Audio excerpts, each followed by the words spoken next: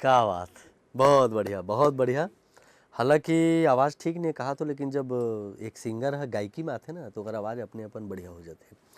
तो कब से ये गाना बजाना के दौर चला था? गाना बजाना के दौर तो प्रोफेशनली नहीं चले। इन सेंस में चालू कर रहे हैं 2010-11 में, बट छत्तीसगढ़ इंडस्ट्री में आ रहे हैं चंपेश्वर भाई 2017 में। तो सीरियस बेस पे तो नहीं, बट एक apart from your professional life आप मन के लिए गाना चालू कर रहे हैं 2017 के बाद। तो 2017 से चालू करके 18 में पहली गाना आ रही से, तब सभी चला था भी, और लगातार गाना बनते जाते। लगातार गाना बनते कदे जाते। गाना हो गया अभी तक? मोटा मोटी 150-200 के आसपास। 150। क्या बात है, बहुत बड़े अचीवमेंट है, बहुत बड़े उपलब्धि है आपके। स्टेज शो भी करते हो आप?